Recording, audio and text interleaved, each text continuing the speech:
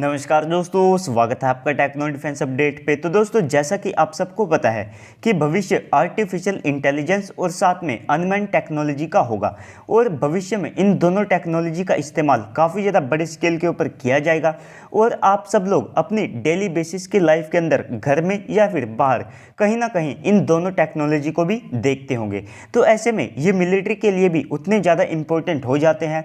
तो भारत ने ड्रोन की टेक्नोलॉजी में काफ़ी ज़्यादा पहले से काम शुरू कर दिया था, लेकिन बीच में हमारा जो प्रोग्राम था वो आप मान करके चल सकते हैं कि ऑलमोस्ट पूरी तरह से डेड होने के कगार पर था। और इसी सब के बीच कई देश जैसे कि चीन और साथ में तुर्की भारत से ड्रोन की टेक्नोलॉजी में आगे निकल गए और पाकिस्तान जैसे देश जो कि खुद से ड्रोन्स को नहीं बना सकते थे लेकिन बाहर से इन ड्रोन्स को एक्वायर कर सकते थे, तो ये भी भारत के ऊपर ड्रोन की फील्ड में एज लेने लगे। लेकिन दोबारा से हमने अपने ड्रोन प्रोग्राम को रिवाइव किया और अब हमने Rustam 2, Archer, cats, warrior, swarm drone और HAL के कई UAVs के साथ में दोबारा से ड्रोन की टेक्नोलॉजी में एज को लेना शुरू कर दिया है।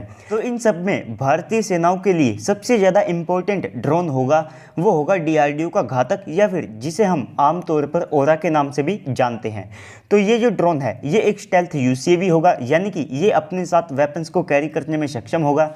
लेकिन यहाँ पर एमका और साथ में इस स्टेल्थ UCAV के बीच आप मान करके चल सकते हैं कि काफ़ी ज़्यादा टफ कंपटीशन भी है, क्योंकि दोनों की जो टाइमलाइन है वो ऑलमोस्ट सेम है। तो ऐसे में कौन सा हथियार भारत का पहला स्टेल्थ हथियार बनेगा, यहाँ पर इस चीज़ को लेकर के कंपटीशन भी है। तो DRDO पहले ही इस स्टेल्थ UCAV के लिए एक छोटे स्विफ्ट टेस्ट बेड को बना चुकी है और उस टेस्ट बेड के जो टेस्ट हैं वे भी शुरू हो चुके हैं, जिसमें इस टेस्ट बेड के ग्राउंड टैक्सी ट्रायल्स को DRDO ने पहले ही शुरू कर दिया है और इस टेस्ट बेड में पहले ही एवियोनिक्स और साथ में कुछ जो इलेक्ट्रॉनिक्स है उनका भी इंटीग्रेशन हो गया था, जिसमें उनको भी यहाँ पर टेस्ट कर लिया गया था। तो काफ़ी पहले रिपोर्ट किया गया था कि DRDO ने इस स्टेल्थी UCAV के लिए जो थर्ड स्विफ्ट या फिर टेस्ट बेड होगा उसके ऊपर काम शुरू कर दिया है, उसका निर्माण पहले से शुरू हो चुका है। तो इस रिपोर्ट को अब काफ़ी ज़्यादा टाइम हो चुका है, तो ऐसे में पूरे चांसेस है कि ये जो थर्ड टेस्ट बेड है ये अपने काफ़ी ज़्यादा एडवांस स्टेजेस में आ चुका होगा।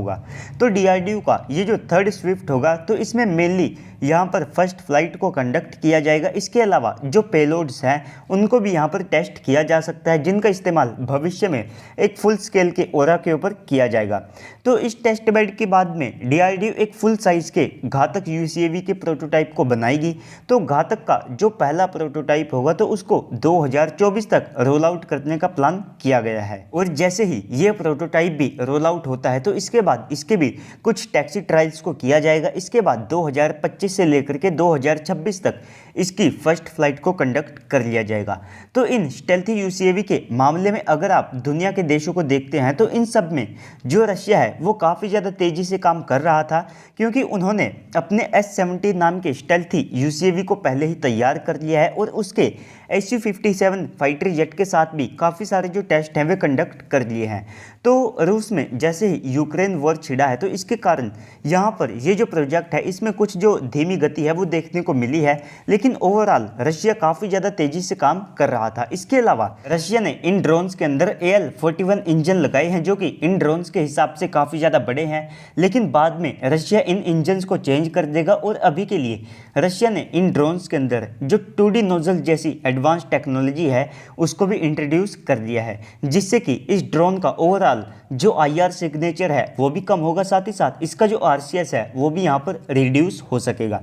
तो रशिया के मुकाबले अगर आप चाइनीज़, अमेरिकन और साथ में यूरोपियन ड्रोन्स के इस प्रोजेक्ट को देखते हैं तो उनको लेकर के काफ़ी ज़्यादा लंबे समय से ना तो कोई अपडेट आई है ना ही कुछ खास प्रोग्रेस देखने को मिली है। तो ऐसे में भारत के पास चांस है कि हम रशिया के बाद सेकंड ऐसी कंट्री बन सकते हैं जिन्होंने इस तरह के ड्रोन को सफलतापूर्वक बना लिया हो। तो रूस का ये जो S-70 ड्रोन है तो ये उनके 5th जनरेशन के Su-57 के साथ मिलकर के काम करता है।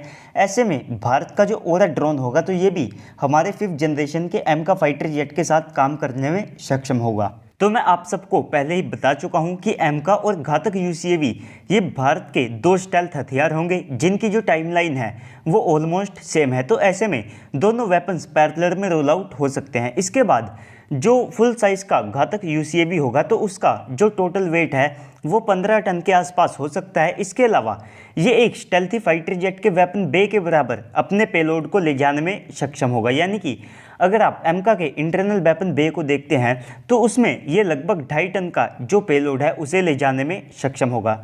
लेकिन 15 टन का सिस्टम होने के बावजूद भी जो घातक यूसीएवी है, घातक यूसीएवी अपने इंटरनल वेपन बे के अंदर लगभग 2 टन का जो वेपन पेलोड है उसे ले जाने में सक्षम होगा। साथ ही साथ इसका जो आरसीएस है तो उसको कम रखने के लिए इसको B2 बॉम्बर के जैसे डिज़ाइन किया गया है। अगर आप इस कैटेगरी के बाकी ड्रोन्स को भी देखते हैं तो उनका भी जो डिज़ाइन है वह B2 बॉम्बर के जैसे आप सबको देखने को मिलेगा।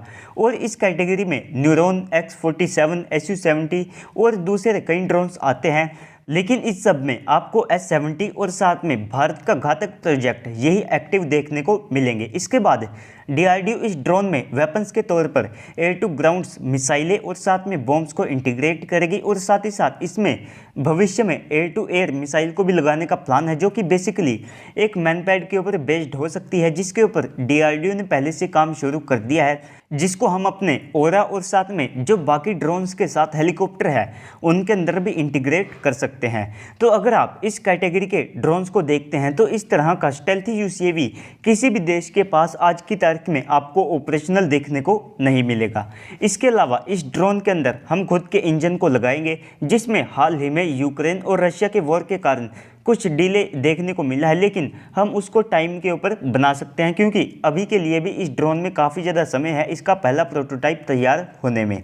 तो DRDO इसमें ड्राई कावेरी इंजन का इस्तेमाल करेगी, जो कि लगभग 52 किलोन्यूटन थ्रस्ट को जनरेट करने में सक्षम होगा। यानी कि एयरफ्रेम डिज़ाइन, वेपन्स और साथ में खुद के इंजन्स के साथ में ये भारत का state of the art stealthy UCAV होगा। इसके अलावा भारतीय सेनाएं इसको काफ़ी ज़्यादा बड़े स्केल के ऊपर इस्तेमाल करेगी, क्योंकि सबसे पहले तो ये काफ़ी ज़्यादा एडवांस और स्टेल्थ होगा, अपने साथ वेपन्स को भी फायर करने में सक्षम होगा और इसके अलावा ये पूरी तरह से इंडिजीनियस होगा, जिसके कारण इसकी जो कॉस्ट है वो भी काफ़ी ज़्यादा कम होगी। और इसके अलावा इसको भारतीय सेनाओं के अंदर बड़े स्केल के ऊपर इस्तेमाल करने का एक और कारण ये भी है कि हम पहले से ही रुस्तम 2 या फिर तपस, इसके अलावा आर्चर और साथ में जो अमेरिकन ड्रोन है उसको काफ़ी ज़्यादा छोटे नंबर के ऊपर ले रहे हैं, जबकि हमारी जो रिक्वायरमेंट है वो काफ़ी ज़्यादा बड़ी है। तो ऐसे में इस ड्रोन के लिए काफ़ी ज़्यादा भविष्य में स्कोप है। साथ ही साथ ये एक्सपोर्ट के लिए भी भारत के काम में आ सकता है, क्योंकि ये पूरी तरह से इंडिजीनियस होगा। इसमें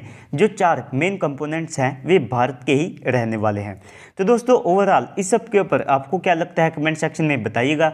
साथ ही साथ अगर आपको वीडियो अच्छी लगी है तो वीडियो को लाइक कर दीजिएगा और चैनल को भी सब्सक्राइब कर दीजिएगा। तो चलिए दोस्तों आज की इस वीडियो में इतना ही, मिलते हैं अगली वीडियो में, तब तक के लिए गुड बाय, जय हिंद।